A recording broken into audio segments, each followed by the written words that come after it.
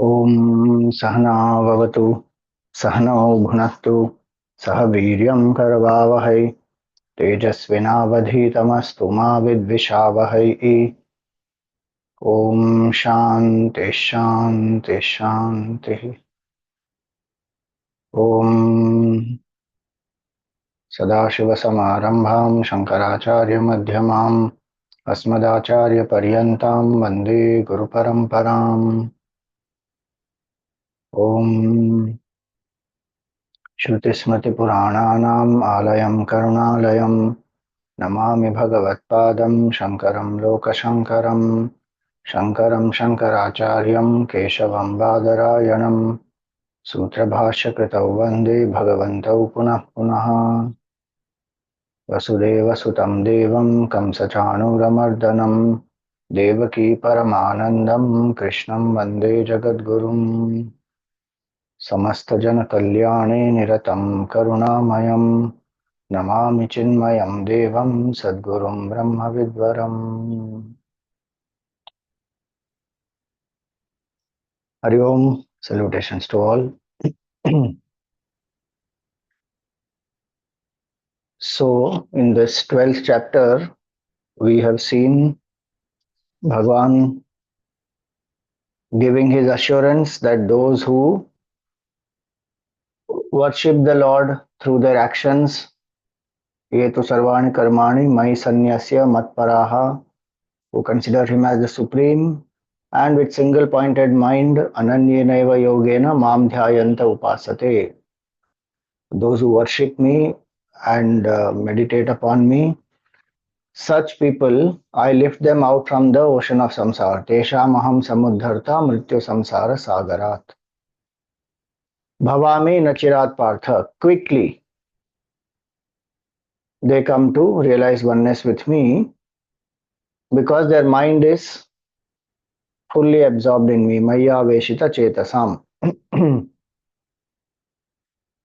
Now, from shlokas 8 to 11 are four sadhanas which are given.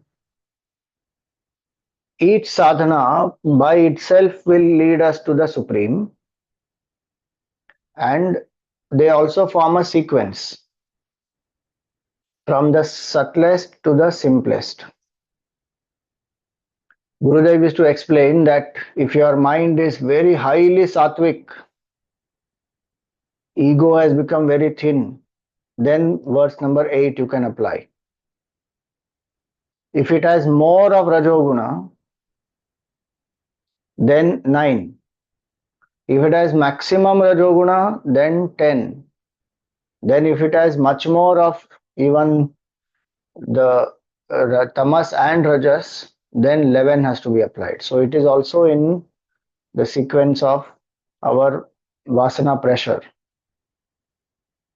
The quality of the vasanas, the quantity of the vasanas. If one is not able to sit quietly for a long time, very restless a person is, then verse number 11. Little more quieter, verse number 10. Much more one is able to sit and chant the name of Bhagwan, then 9. And if one is able to steadily contemplate, verse number 8. So now beautiful set of 4 verses come, which are also bhakti sadhana, and in this we have to understand the adhikara. In Vedanta, in our Sanatana Hindu Dharma, we always go by the qualification. Adhikara means qualification, not just doesn't mean right in this context. Each one should take up a sadhana as per their qualification. Everybody cannot do the same thing. It is not possible. Somebody can realize the truth through meditation, steady contemplation. Somebody will realize it through service. Somebody will realize it through nama japa. Each one has their temperament, their sattva rajas tamas combination, and what suits a person as per one's temperament and qualification, one should just take up that and do that sadhana with maximum shraddha that this will lead me to the Supreme. One should not compare. Oh, that person is doing meditation. I think meditation is very great. I can't do meditation. I am lesser. No need to compare. There is no competition here. There is no race here. There is nowhere to reach here. Before that person, I should reach. Each one has to find as per their qualification, as per their temperament, and that will lead them to the Supreme. So now let us see the eighth one. मय्येव मन आधत्स्व मयि बुद्धिं निवेशय निवसिष्यसि मय्येव अत ऊर्ध्वं न संशयः. मय्येव मन आधत्स्व. In me alone you surrender your mind. Fix your mind in me. Maya manadhatsva. My buddhim niveshaya. Let your intellect, your understanding be fixed in me, absorbed in me. Nivasishyasi mayeva. What will happen with that? You will come to be one with me. Ata urdhvam. Henceforth. Meaning, if you do the above, you will, after that, be one with me. Na samshayaha. There is no doubt in that. So, what is the meaning of this? This means complete surrender.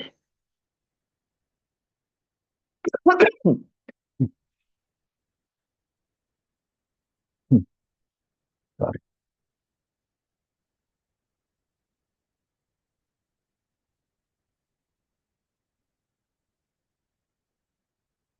So, this is about absolute surrender, complete surrender, where Bhagwan says that mind and intellect they are so integrated in this person that the person wholeheartedly has surrendered to Bhagwan. This is a language of devotion. Mayeva mana adhatsva. Mana here means the seat of emotions. Shankaracharya has written in his commentary this mind which is having this sankalpa vikalpatmakam. It is in a state of doubt, indecision. That mind generally is what he refers to here as sankalpa vikalpatmakam samadhatsva sthapaya. You make it established in one. Indecision, when it is there, the mind is wavering, restless, emotions are, anxiety, stress, worry, all that will be there. Here, what does it mean in this context? With our emotions, we love Bhagwan and we say, I love the Lord loves me, and I am secure in that. The mind is not running in the world outside. The mind is not indecisive, saying, should I be spiritual? Should I be worldly? Should I mix both? There is no such doubt anymore. The mind has firmly surrendered to Bhagwan, saying, I love the Lord, and because I love Bhagwan, all this is the Lord alone, so I serve everyone with that feeling. So when Shankaracharya has elaborated the word Mai means what here? One meaning of Mai is what he has written here, Mai eva vishwarupe ishware. In this world, which is what he showed in the 11th chapter, no? The Vishwarupa. In the entire universe is the form of Bhagavan. In that form, or Ishvara, any Ishtadevata that you have. Because again, see here the two different types of devotees. Now, one who can worship the whole universe as the form of Bhagavan, Vishwarupa. Other is who worships Ishtadevata, the Ishvara. It's one specific form, Krishna, Rama, Durga, Devi, Hanuman, any specific form.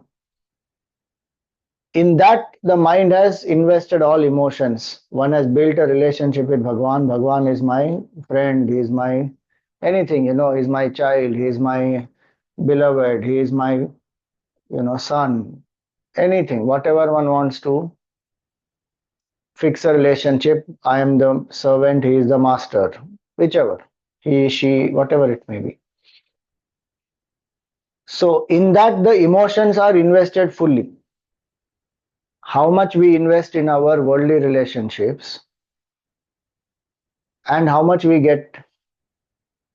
Even if we are very, even if somebody is very loving to us, we are loving to them, it is finally still temporary for a few months, few years, and one can, there's nothing wrong. One has, different types of relationships in the world. But actually, the purpose of all relationships is finally to discover Bhagwan, whether one knows it or not. Because Bhagwan, whom we can't see in our heart at the moment, is also interacting with us through others. And when our raga and dvesha in relationship becomes neutralized, we start serving everybody like this Vishwarupa. Bhagwan is in the hearts of all. So in the role, what I have to do, I will do, but it is Bhagwan who is in this form. Bhakta has that bhav. That is called Mayeva Mana Adhatsva. Bhagwan has come to me as my son, as my daughter, as my spouse, as my sibling, as my friends, as my employer. Everybody, Bhagwan has come.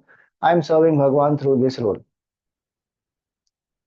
If a person has that bhavana, then my main connection is with Bhagwan. Then I have a secondary connection with everybody. Today, our main connection is with people, and we have forgotten Bhagwan.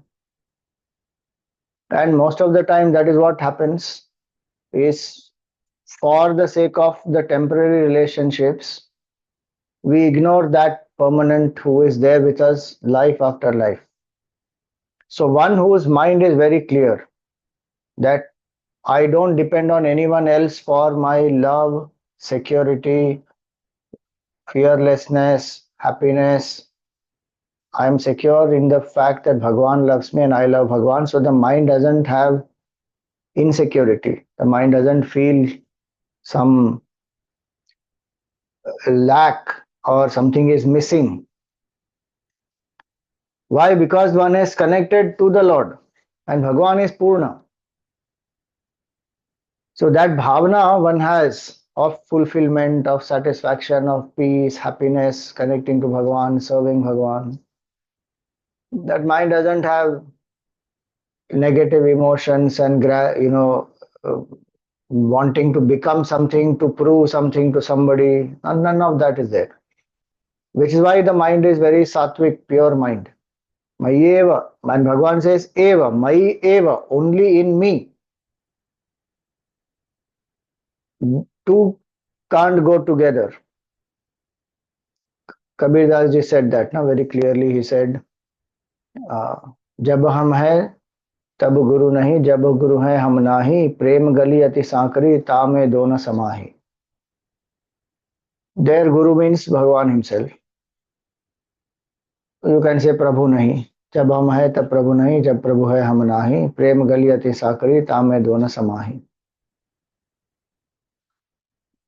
The path of love is the path where only one will be there. I and God, two can't exist. World and God, two can't exist. I see world as God, then there is only one. So when a devotee worships like that, full surrender that Bhagwan is everything. I am nobody. That is called Mayeva Mana Adhatsva. So emotions get anchored and ego gets surrendered at the feet of Bhagwan. Mayeva Mana Adhatsva. And how will this happen? This will happen only if the next one happens. Mai buddhim niveshaya. Invest your intellect in me, understanding in me, consider me as your very goal, and understand that you and I are essentially one. That is Advaitic standpoint. Even if one says, let us say, Dvaita standpoint, then Bhagwan is the supreme, and my goal is to serve Bhagwan always. Where Bhagwan is important, everything is done for Bhagavad Preeti. So that is a firm resolve. Buddhi is resolute.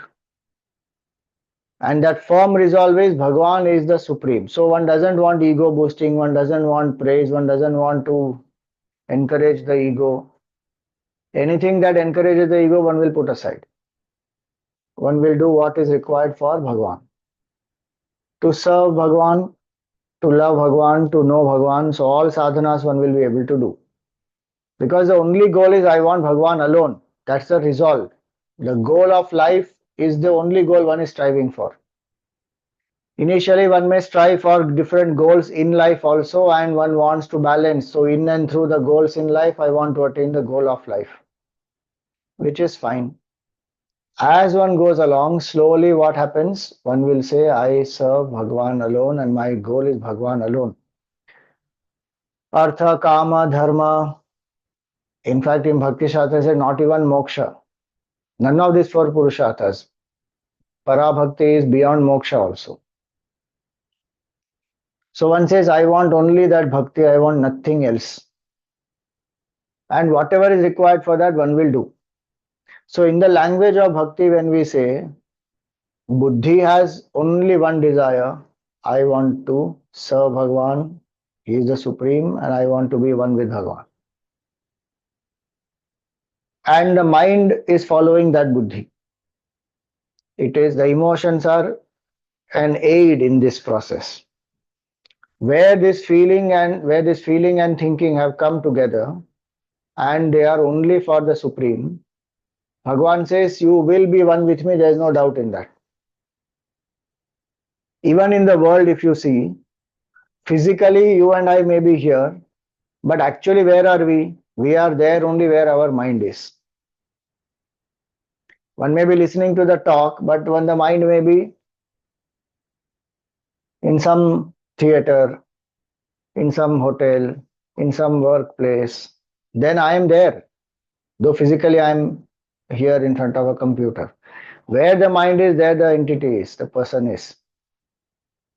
And where this person feels that all this is divine and I am here to realize the truth and I am here to understand and experience this oneness, then definitely that person will be one with the Lord. There is no doubt. Not even little bit of worldliness is there in that mind. That's why this is the subtlest sadhana. Sadhana where continuously one has that bhav of surrender, of service, of remembrance of Bhagwan. Ego thoughts are not there. So many devotees' lives, if you see. It is said Krishna Bhagwan was supposed to meet Radhaji. So on a specific day at a specific time, so Radhaji went. She was waiting there, and 1 hour Bhagwan didn't come. Late he was. But Radhaji was expecting him and waiting patiently, remembering him. And after 1 hour later, Bhagwan came. And Radhaji was so happy, finally Bhagwan has come.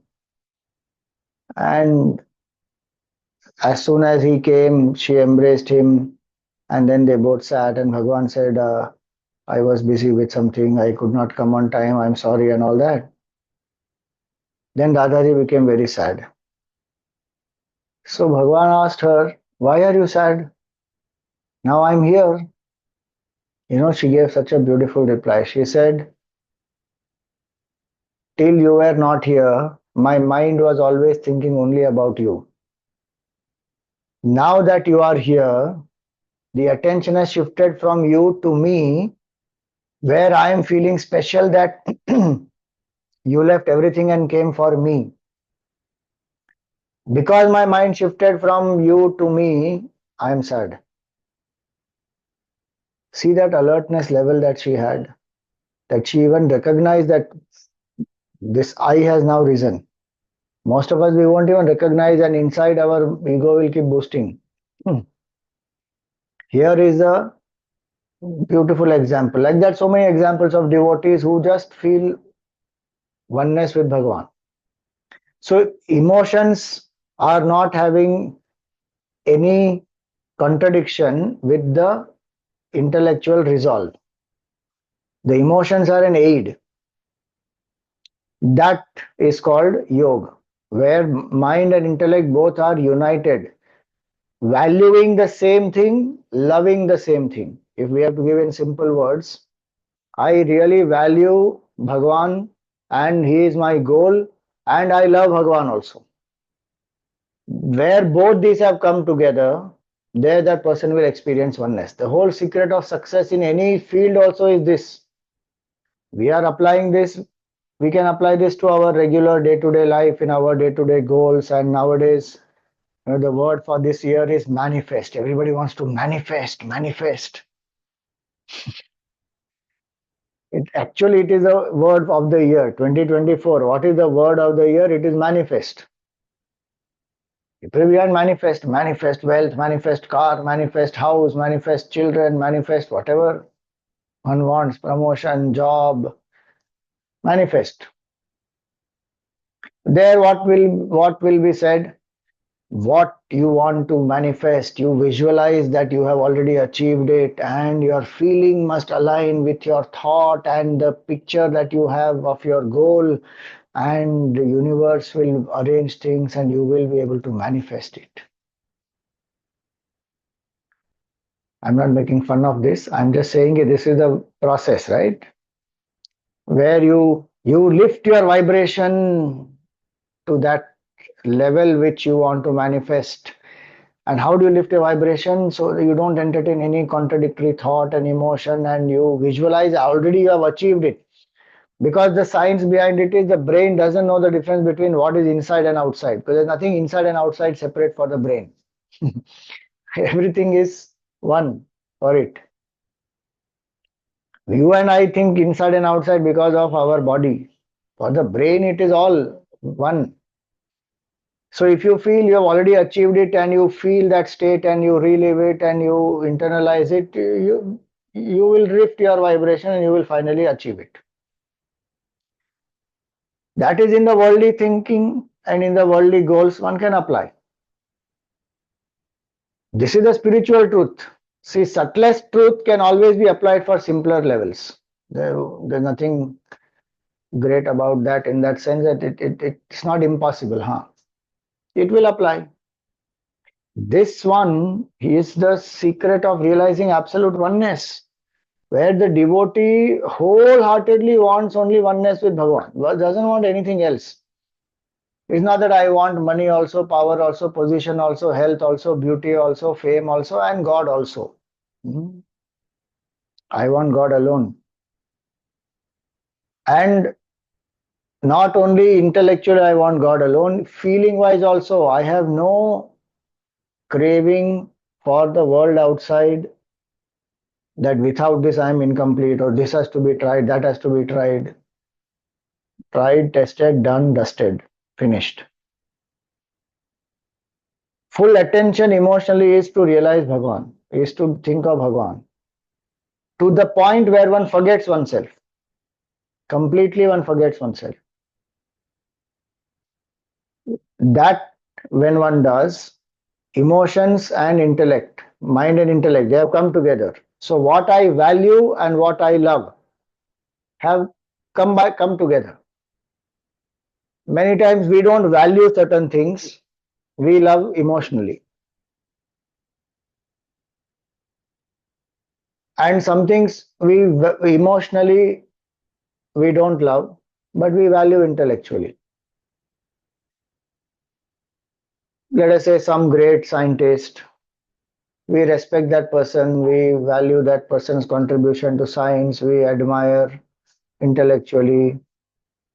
We don't love that person.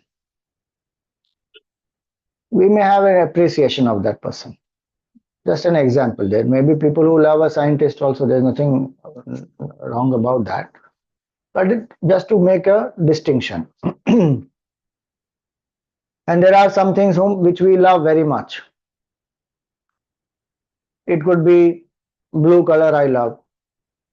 It's not that I have some great value for that blue color and it is my ideal and standard. Nothing. I love it.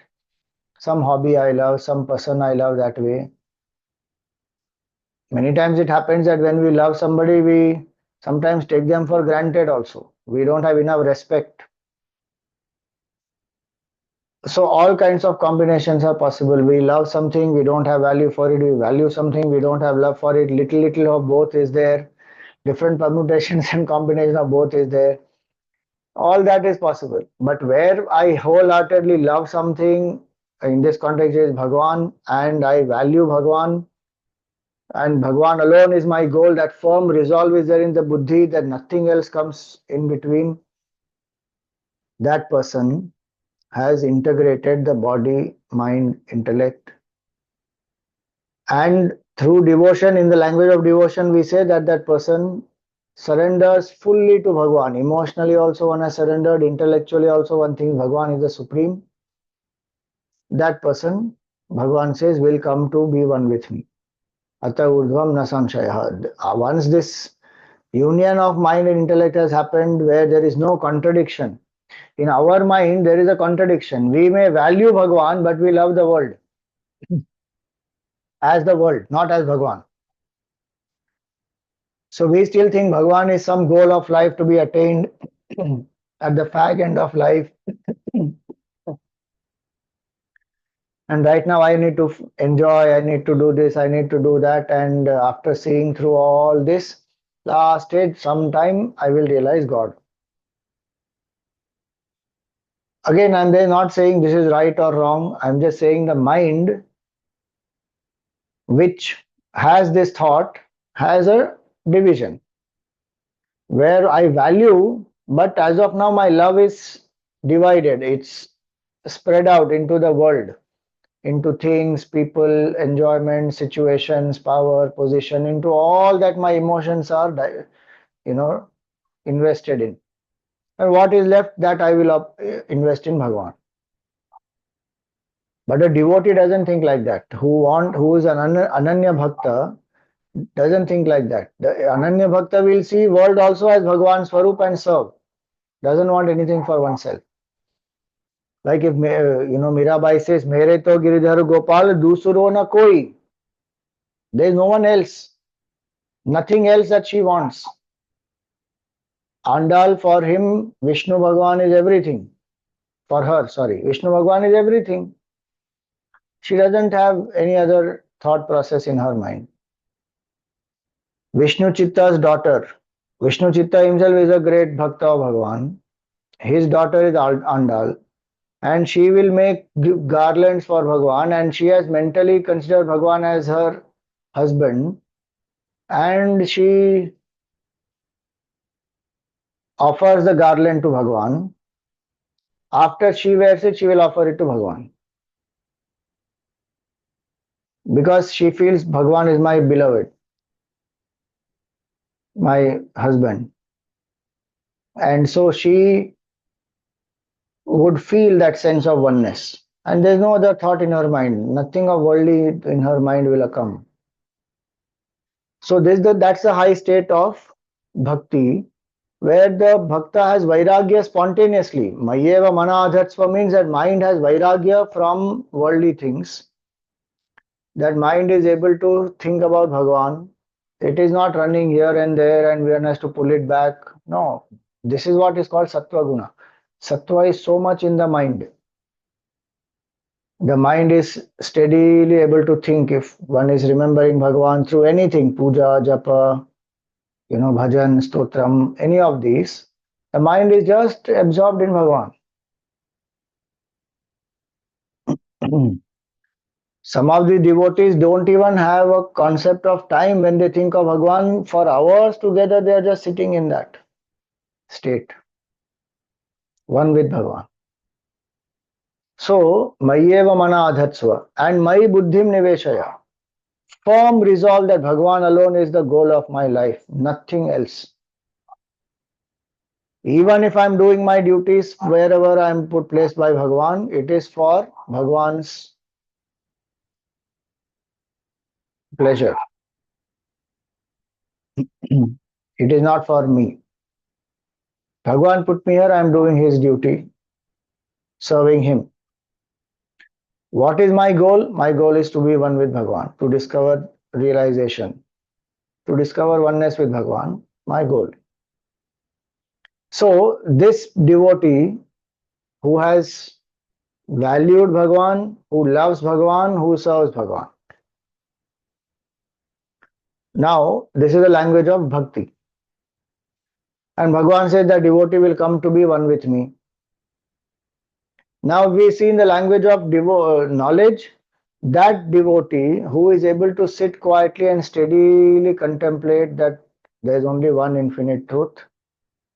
So, intellectually, one values that consciousness.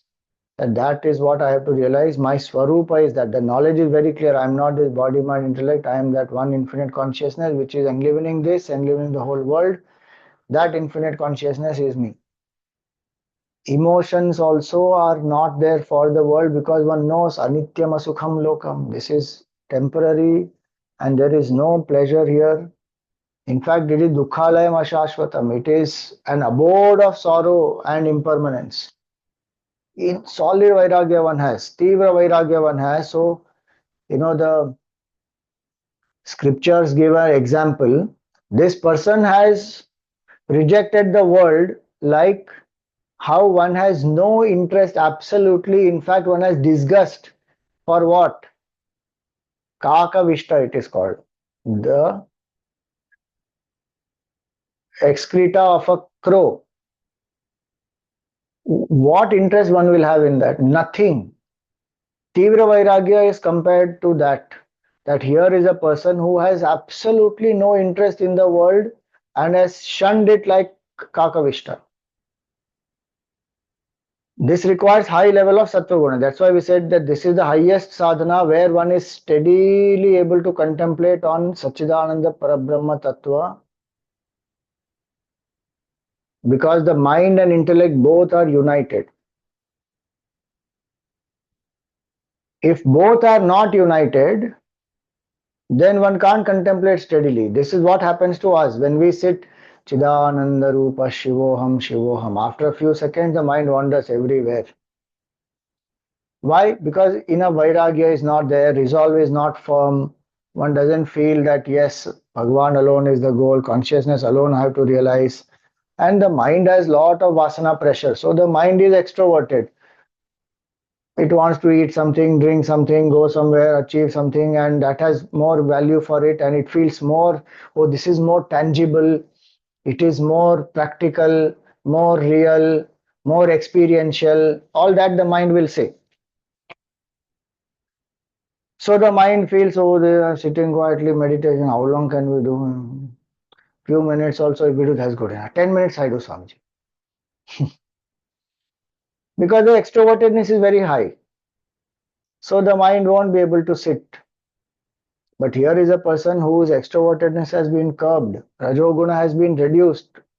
One has done Karma Yoga Seva, one has done Upasana, one has made that mind pure, single pointed, and one is ready to just let go of all false identification and realize the truth. So, Mayyeva Manadhatsva, Mai Buddhim Niveshaya. So, here is a person who is able to sit and steadily contemplate Chidananda Rupa Shivoham Shivoham. I'm just using that as an example. One can use any pointers of non-dual Brahman if one wants to do that, or one is able to sit in the language of devotion, what we said earlier, is able to sit and think of Bhagwan, chant the name, do the stuti, and be absorbed in that state of surrender. In the second chapter in the Gita, Bhagwan says, Nasti buddhi ayuktasya, nacha ayuktasya bhavana, nacha bhavayata shantihi, ashantasya kuta sukham. Nasti buddhi ayuktasya, one whose mind and intellect is not integrated, there is no steady contemplation. Nasti buddhi means that steady contemplation will not happen. As of now, I think I am this body, mind, intellect. In my intellectual estimation of myself, what do I think?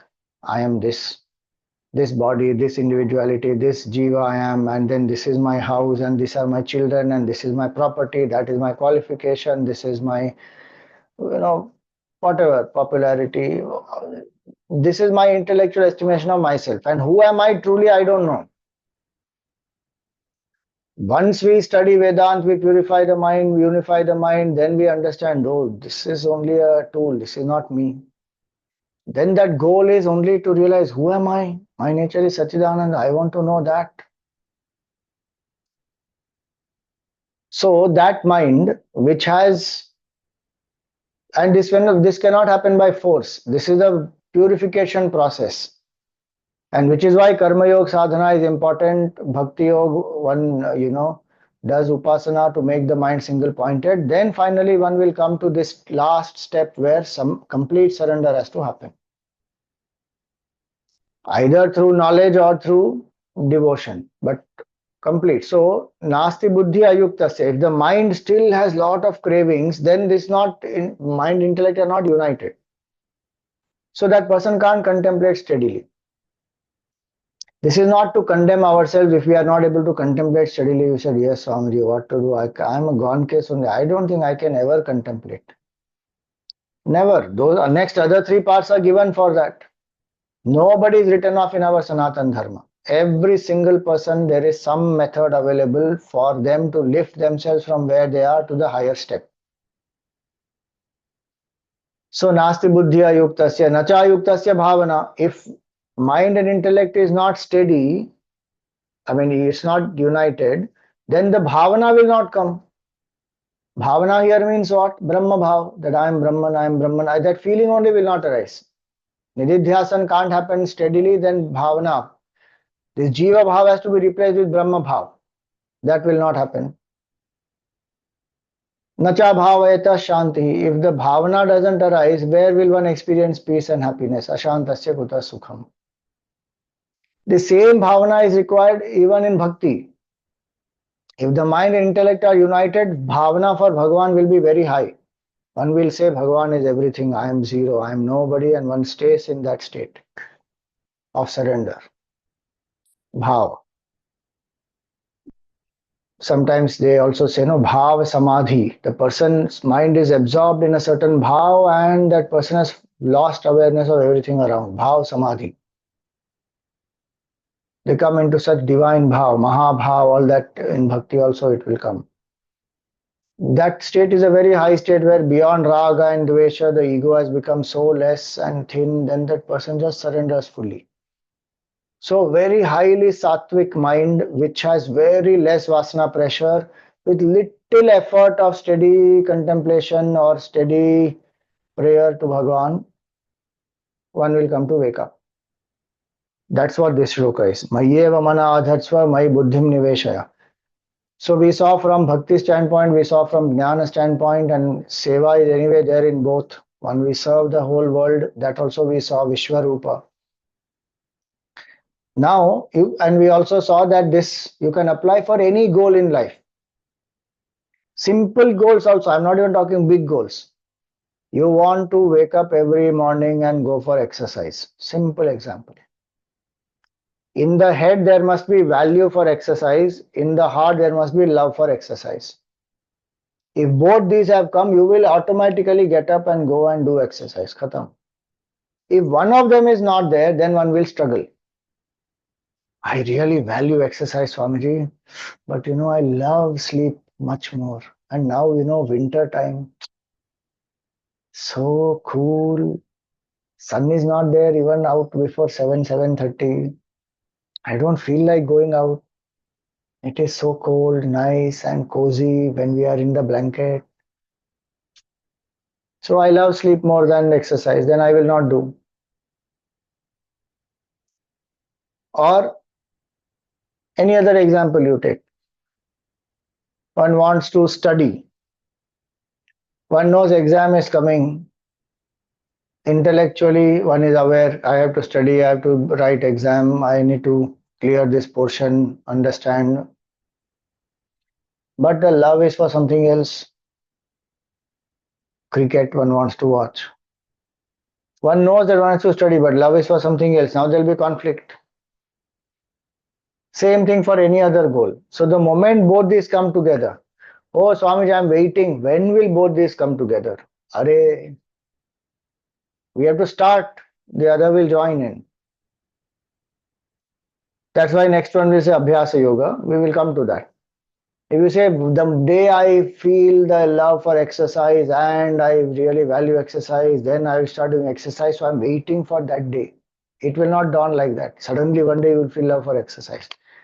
That's where one has to push oneself. Say, go, get up and do. 10 days you get up and do, you see the benefits of it, you'll start loving exercise. Or do something which will compel. Say that, we will go with the friends. So friends will come and knock on the door every morning. And okay, now I have to push myself and go because they are there. Or say that I do it for somebody whom I love. You bring that motivation through whichever way. And once one starts seeing the benefit of it, once the discipline is formed, one starts enjoying it, then there is no problem. So you can apply this in even simple goals of life. What I value, what I love, if they come together, I will achieve what I want to achieve. Now, this is as far as the subtlest sadhana is this. Where externally there is nothing to do, is all internally. Fully the resolve is here and the emotions surrender to Bhagavan. Realizes oneness. Suppose I can't do this. My mind does not have that much of sattva guna and my mind does wander. Emotions are not fully anchored yet. I may value Bhagavan, but emotions are not fully anchored. Even that value for Bhagavan is not 100% that only Bhagavan I want. I may want other things also. So the mind still wanders. Then what to do? So the next shloka is for that. अथ चित्तं समाधातुं न शक्नोषि मयि स्थिरम् अभ्यासयोगेन ततः मामिच्छाप्तुं Dhananjay Atha chittam samadhatum. In this way, atha means in this way, where the mind, intellect both are invested in Bhagavan fully and one is not having any conflict. Sometimes we may wonder, is it even really possible that the mind doesn't get tempted at all? It is possible.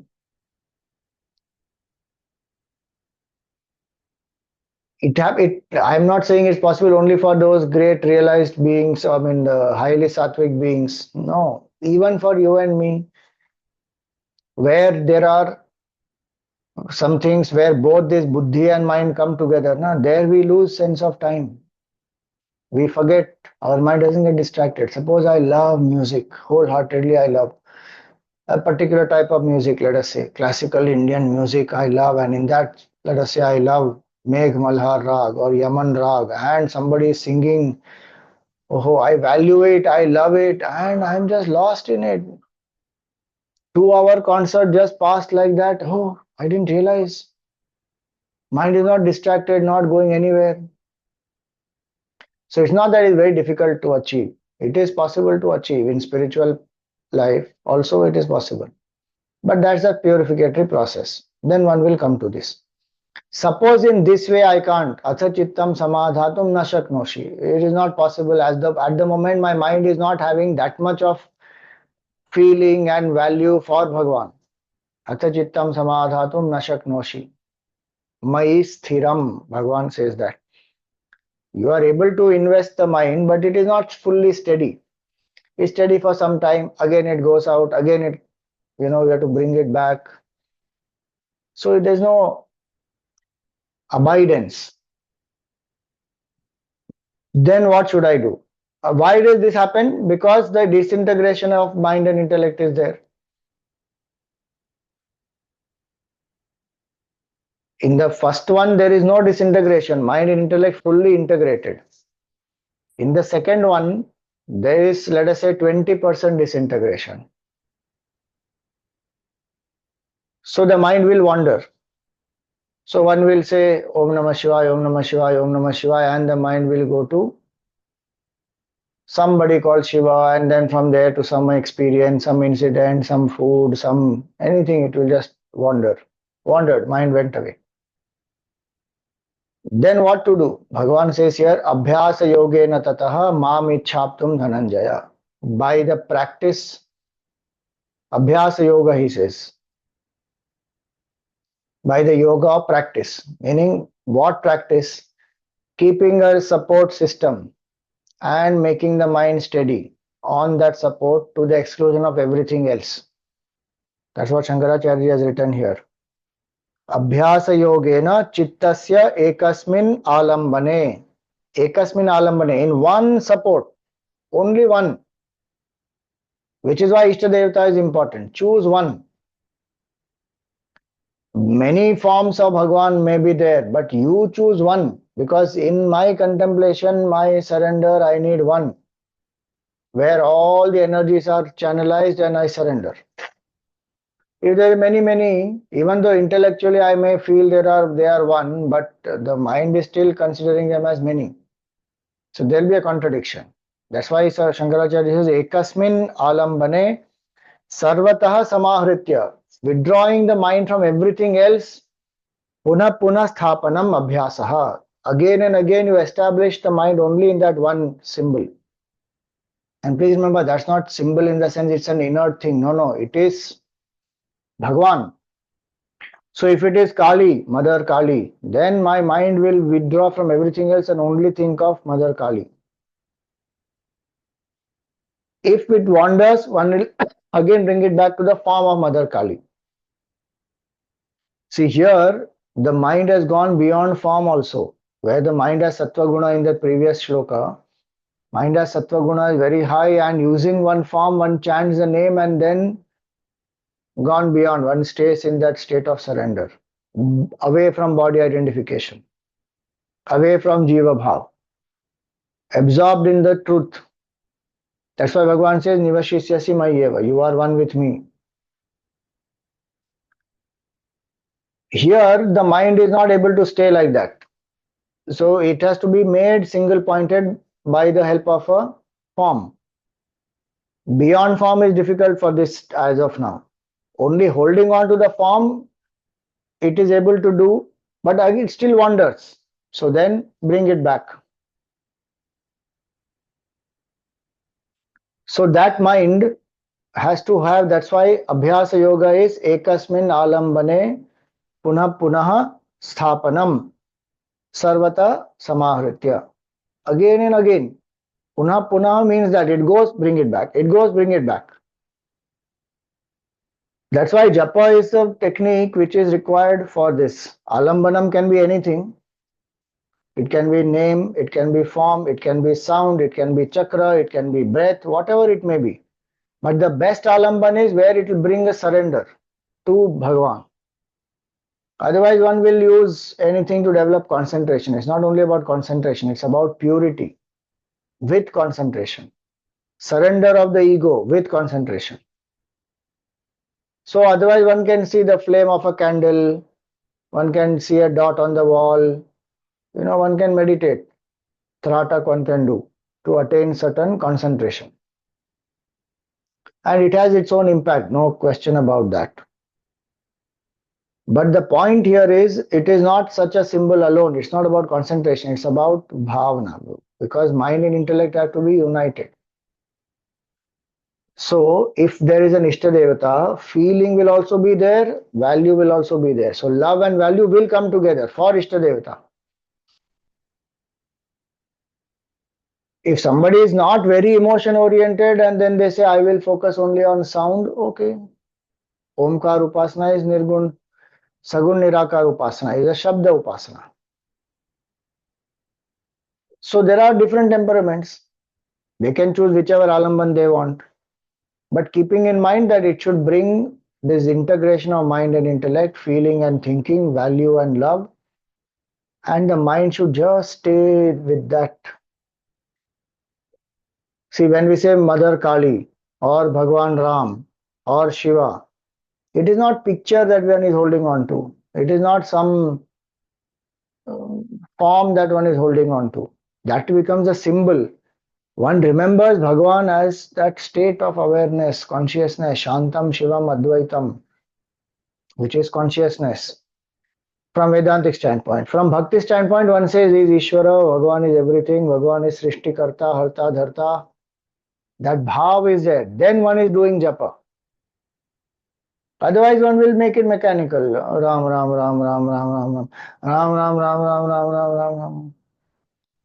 See, all said and done, even if mechanically it is done, it will still have some punya than doing something else. But when it is done with bhav, so abhyasa is not to say that it will become mechanical. Abhyas doesn't make a thing mechanical. Lack of attention, lack of love makes it mechanical. That's all. Otherwise, same picture people see or not.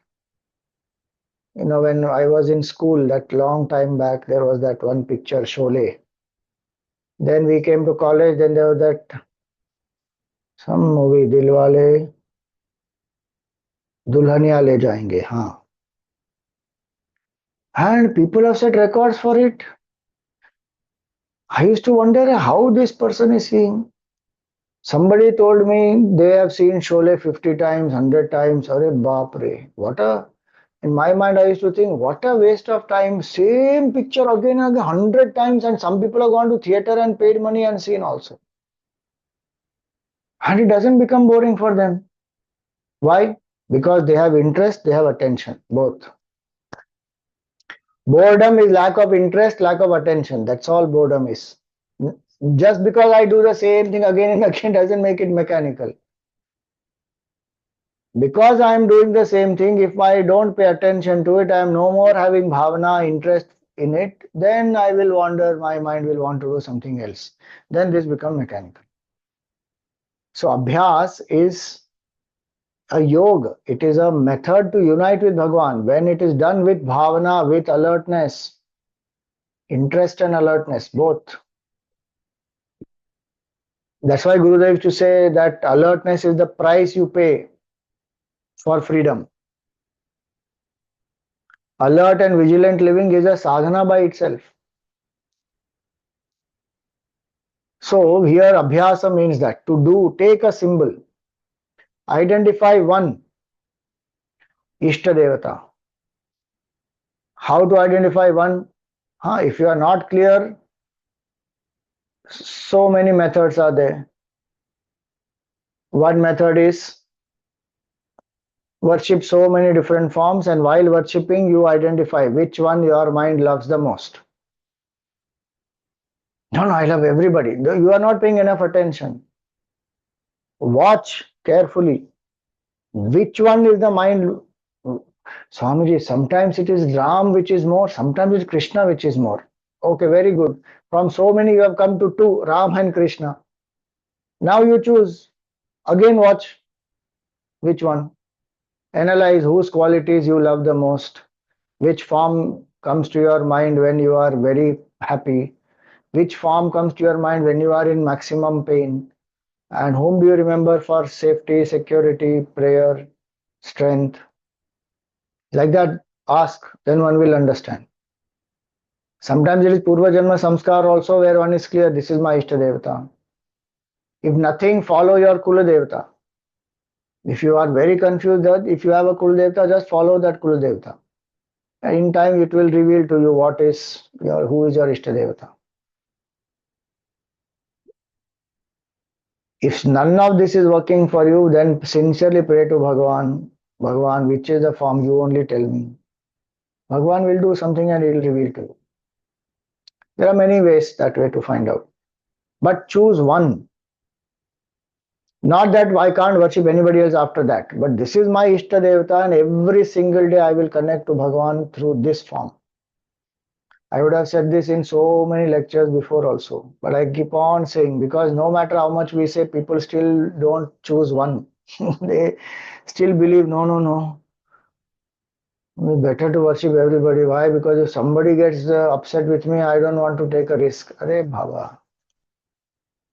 Look at great intellectuals like Shankaracharya ji and great devotees like Ramakrishna Paramahamsa or Mirabai or Samarth Ramdas. Everybody had one Ishta Devata.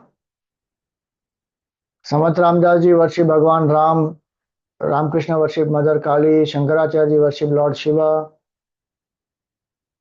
Tapol Maharaj, Gurudev, Vivekanand ji, they worship Lord Shiva, Hanuman ji worships Bhagwan Ram. You see like that. different devotees, each of them attained the depth by choosing one. And ultimately, even that one, that Bhagavan will help us to realize oneness, going beyond that one form also.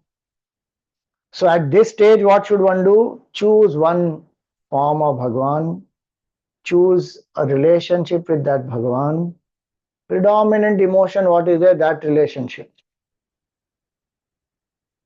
And choose one name of that Bhagavan to do japa.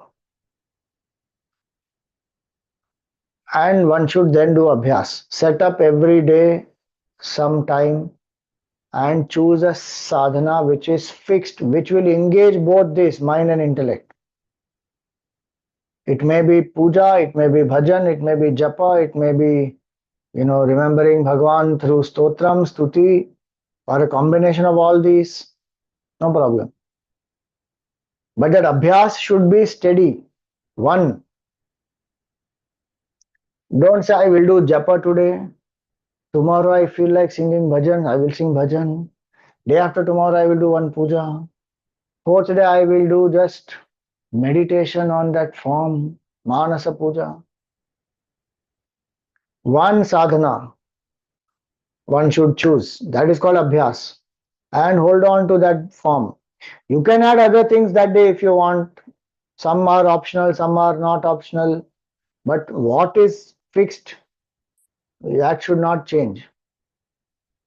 Every single day, suppose I say I will do one mala of japa, or I will do the Shodashopchar puja, which will take 20 minutes or half an hour, whatever time. Then I can add something more if I want. I can try something new if I want, but that one thing, abhyasa, will be there. Abhyasa literally means repetition, no? In this context. So with love, with interest. Oh, Swamiji, that's why I'm not doing, because love and interest is still not coming. Then choose which is the sadhana which will invoke love and interest. And on some days we should know mind will go through ups and downs. Don't wait. Today I feel lot of motivation, so I'm doing it. And after that, 10 days no motivation, so I didn't do. That's not called abhyas. Abhyas is daily. And that is discipline. Discipline, consistency is more important than motivation. Motivation will come in spurts. Even if I don't feel motivated, I should do that sadhana. That is discipline and consistency. That will bring me more closer to my truth, my realization, my goal, than simply doing it only when motivation comes. Progress can't happen only depending on motivation.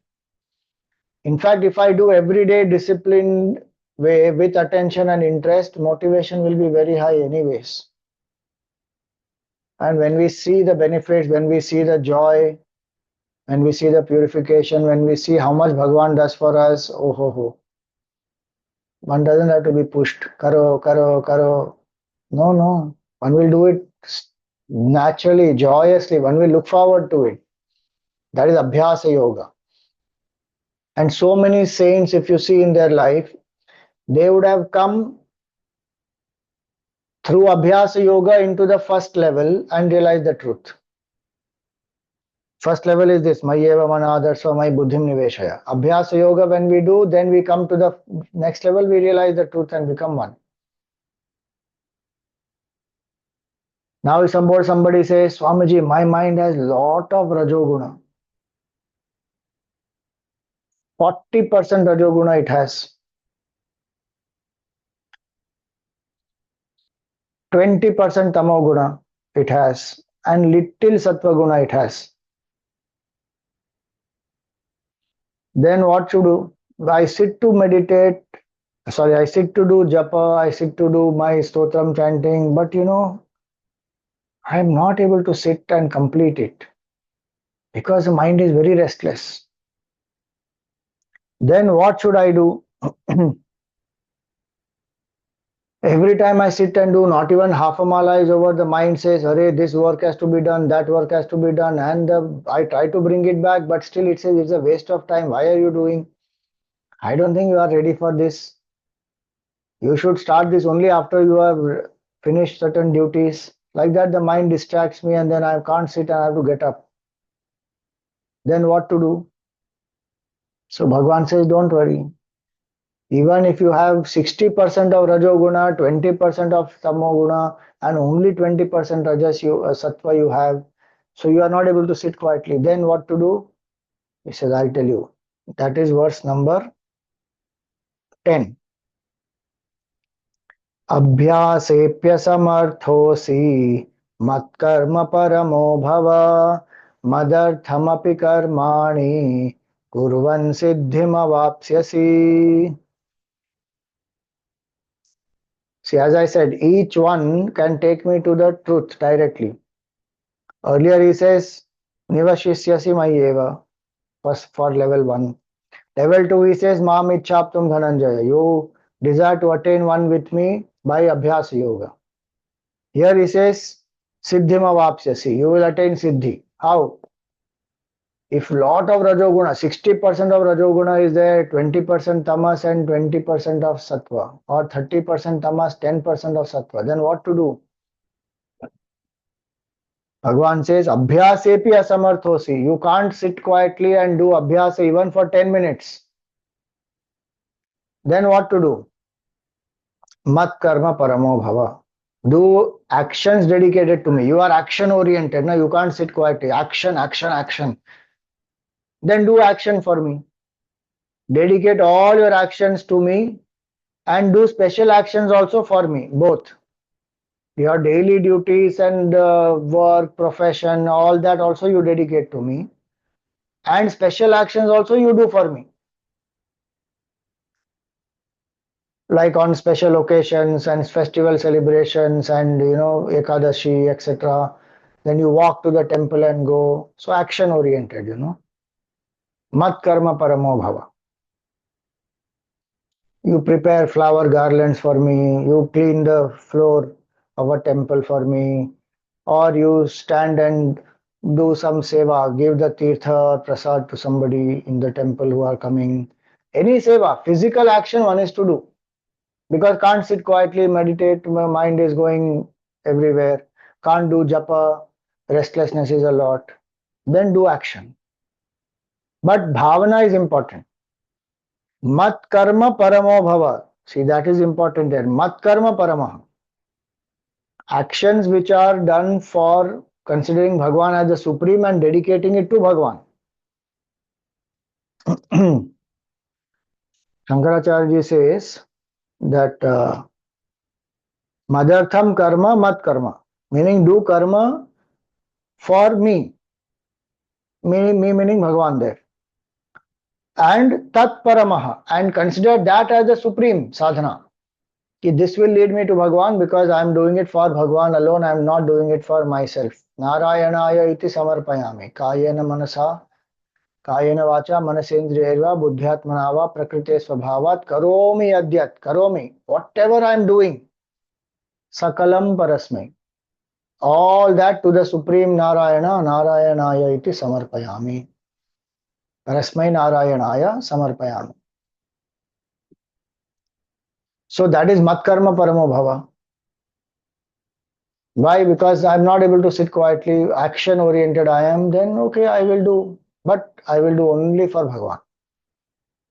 I will cook also for Bhagwan, I will serve also for Bhagwan, I will earn business, I will do business, earn profit also for Bhagwan. I will do everything for Bhagwan, not for I, me and mine. That is called mat karma paramaha. Mat karma pradhana iti arthaha. He says all actions which are for Bhagwan.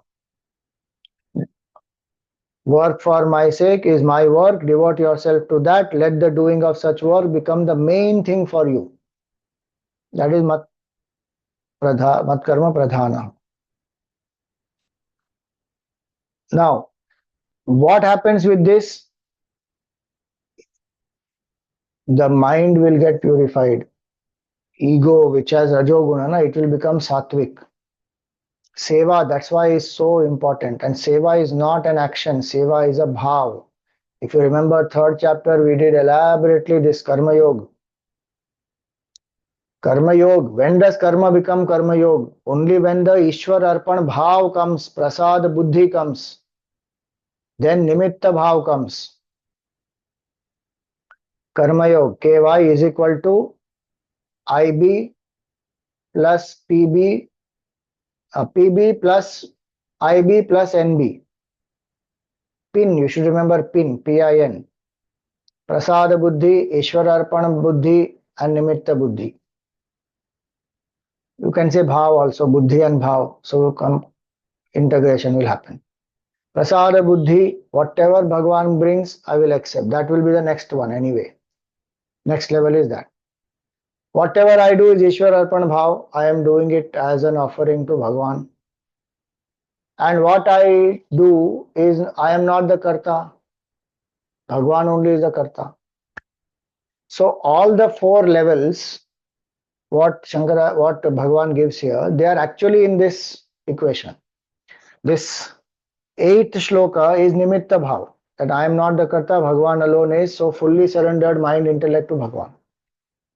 Ninth one is Ishwar Arpan Bhav. Ninth and 10th one. And the 11th one will be Prasada Buddhi. Accept whatever results Bhagwan gives. So actions I can do for Bhagwan, my daily duty actions, my Nitya Naimittik Karma I do for Bhagwan, and even specific karmas which are connected to Bhagwan directly. Like we gave examples, you make some garlands, give some food to people, anything. But the bhavana, seva bhav is important. Considering that I am serving Bhagwan. If I do dan saying that I am the donor, that person is the receiver and I am helping that person, that is a regular dan, it will give some punya. But if I say that I am nobody, Bhagwan is giving this through me and whom I am giving is also Bhagwan. Manav Seva becomes Madhav Seva when I see Madhav in that person out there. Simply giving food to somebody is Annadan, no doubt. Punya one will get. But if one says that that is Bhagwan who has come in this form, I am giving Bhagwan. I am feeding Bhagwan only. And I am nobody in this. Bhagwan, this is offered to you. You are the Supreme. You gave me this opportunity. I am grateful. I serve. Then that karma will unite me with Bhagwan. That becomes Karma Yoga. Otherwise, it's my duty or it is a charity that I am doing, which will give some punya karma. But it will not unite me with Bhagwan. It will unite me with Bhagwan when I see Bhagwan in that person. So Matkarma Paramo Bhava means that where Bhagwan is considered supreme and my actions are all dedicated to Bhagwan. It is not for myself, it is not for my ego, it is not for getting punya, it is not for enjoyment, it is not for popularity, it is only for pleasing Bhagwan. Matkarma Paramo Bhava. Now if somebody says, Swamiji, that also is very difficult because my mind is full of selfishness and desires and I want things for myself. See, our scripture doesn't condemn that at all. It only says don't stay at that level. Don't spend whole life only thinking of I, me and mine. Rise above that. So if somebody says, no, I need to think, I want to experience this samsara, I want to enjoy, I want to achieve, I want popularity, name, fame, praise, I want all that. So Rajoguna is 70%, Tamoguna is some 25%, Sattva is 5%. So while doing karma also this ego and self-projection and self-importance and praise and popularity demand is very deep. Craving is so strong. At that time I'm not able to remember Bhagwan, ki this is devoted to Bhagwan, this is offered to Bhagwan, Bhagwan is in front of me, Bhagwan put me here. That thought only is not there. Then what to do? Bhagwan says, don't worry, if this also you can't do, you can't dedicate action unto me, and you forget me while doing action, then at least you learn to accept the result that comes to you. Athaitadapya shaktosi kartum madyogamashritah sarva karma phalatyagam tatah kuru yatatmavan. Bhagavan says that if this also is not possible for you, athai tadapya shaktosi. Kartum madhyogam ashritah, that you do actions dedicated to me. What was said in the previous shloka. Then what to do? Tataha, then sarva karma phalatyagam. You do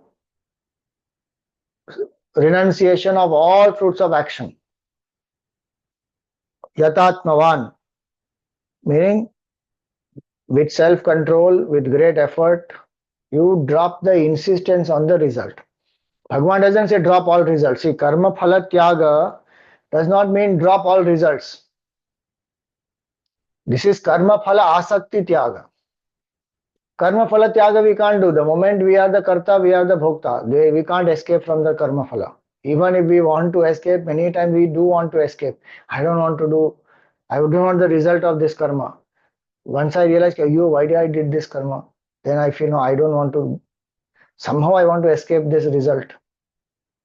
That we can't.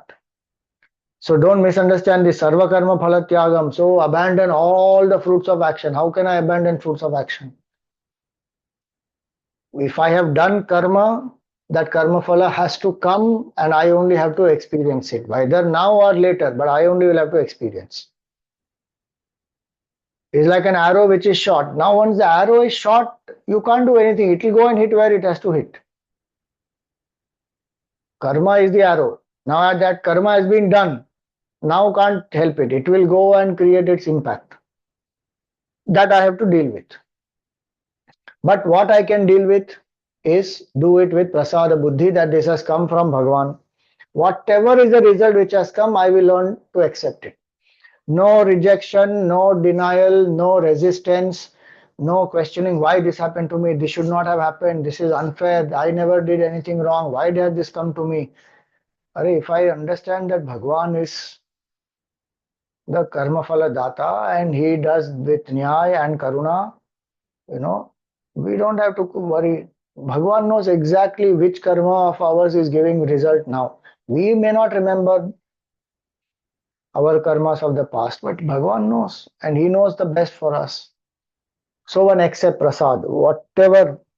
तेरे फूलों से भी प्यार, तेरे कांटों से भी प्यार, तो जो कुछ हमें दे दे सब कुछ है स्वीकार. Whatever you give Bhagavan. Focus is not on karma phala, focus is on Bhagavan. It is coming from Bhagavan. That brings the bhavana. Where we love somebody, what they do, what they give, we accept with great love. A small child brings some drawing and shows to the parent, this. See, this is the house. It has no shape of a house. It doesn't look anything like a house. But the child, when it is brought with so much of love, the mother will say, oh, baby, it is so nice. Oh, so nicely you made it. Oh, and give a nice hug. Why? Because what has come is not important. Who has brought is important. Who has sent us that karma phala? Bhagavan sent us the karma phala. He is the karma phala data. Bhagavan knows. My focus is on Bhagavan. That's why he says here, sarva karma phala tyagam. You abandon all attachment to fruits of action, because then only acceptance will happen that this has come from Bhagavan. Prasada buddhi will happen then. And one will, prasad literally means to make the mind settle down. Sad, sidati means to settle down. Prasad, that which makes the mind settle down fully. So this is prasada buddhi. So Bhagavan says that sarva karma phala tyagam tata kuru yatatmavan. You abandon all the attachment to fruits of action and accept whatever has come as my prasad. If one learns to accept everything that has come as Bhagavan's prasad, karma is not important, karma phala is not important, karta is not important. Bhagavan who has sent this is important. So then one says, whatever you have sent Bhagavan, I accept. That way Bhagavad Bhav will increase. Then slowly from karma phala, one will come to dedicating actions to Bhagavan. Then one will become more quieter, one will be able to sit and do Nama Japa or any other sadhana steadily. Then further go ahead and realize oneness where complete surrender of mind and intellect will happen. So 4 levels depending on our extrovertedness. Highly introvert, first level. Little extrovertedness with lot of introvertedness, second level. Lot of extrovertedness with little introvertedness, third level. Maximum extrovertedness with hardly little introvertedness, fourth level. One can realize step by step. And it all depends on one's intensity. So these 4 levels Bhagavan has given, these are the steps in Bhakti Sadhana also. And as I said, one can take up one, go deep into it and also realize. 3 steps Bhagavan said, through each of these you can come to me. First 3 levels. The 4th level will make me eligible for all the 3. If I learn to accept everything as prasad, even the 4th level can take me to realization. Why? Because then every single thing is Bhagavan's kripa only. If something has happened also, kripa. Not happened also, kripa. Full time I am remembering Bhagavan. One will come to the first level. So beautifully Bhagavan has explained, and you can read more on it. Gurudev's commentary is very nice, where he explains through this vasana pressure. And for now we will stop. If any questions are there, we will take up after the Arati.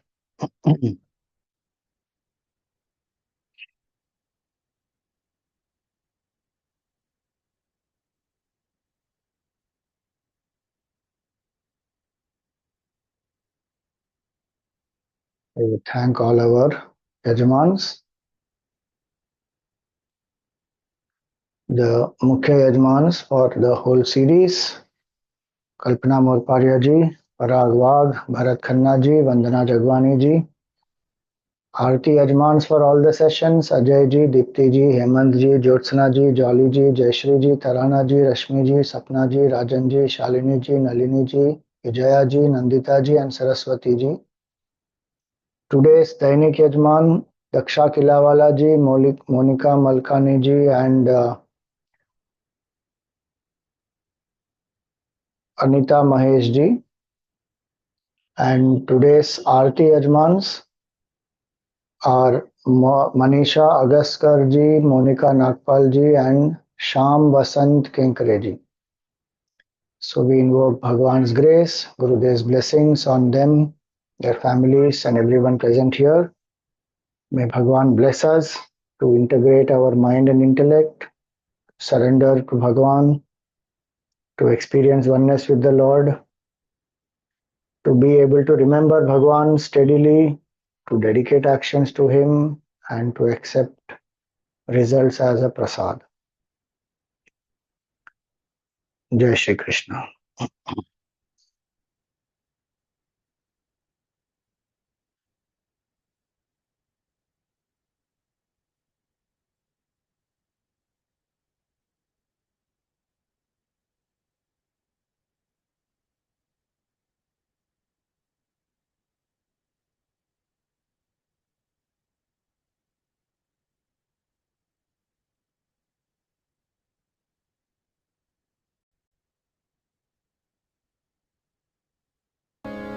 ॐ जय भगवद् गीते मैया जय भगवद् गीते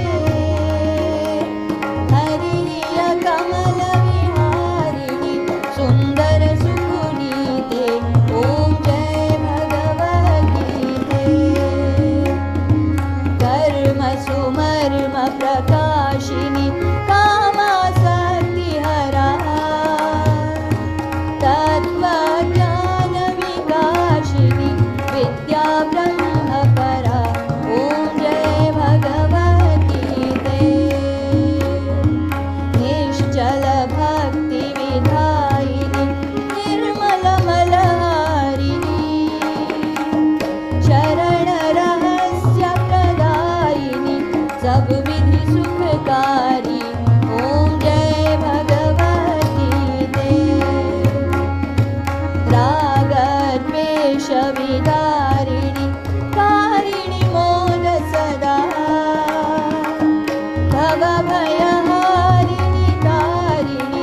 परमानन्दप्रदा ॐ जय भगवती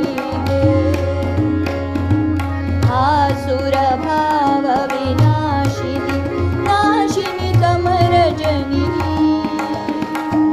दैवी सद्गुणदायिनि हरिरसिका सजनी ॐ जय भगवती समता त्याग सिखावनी हरिमुख की बानी सकल शास्त्र की स्वामिनी श्रुतियों की रानी ॐ जय भगवती दया सुधा बरसावनी मातु कृपा की जय हरि पर प्रेम दान कर अपनों कर लीजय ॐ जय भगवती ॐ जय भगवती मैया जय भगवती हरिया कमल विहारिणी सुंदर सुपुनीते ॐ जय भगवती ॐ जय भगवती ॐ जय भगवती बोलिए गीता मैया की जय बोलिए श्री कृष्ण चंद्र भगवान की जय, श्री सद्गुरुनाथ महाराज की जय. Okay, so the question is, what is PIN? PIN. Prasad, Prasada Buddhi. PB, Prasada Buddhi. Ishwar Arpana Buddhi and Nimitta Buddhi. So we removed B so that it is easy to remember. Prasad, Ishwar Arpan Bhav, Ishwar Arpan and Nimitta. So Nimitta is I am the doer, I am not the doer, Bhagwan is the doer, I am only an instrument. Ishwar Arpan is I dedicate all actions to Bhagwan, and Prasad is whatever Bhagwan sends as the karma phala, I accept with Prasada Buddhi. So that is PIN. PIN. All right, anything else?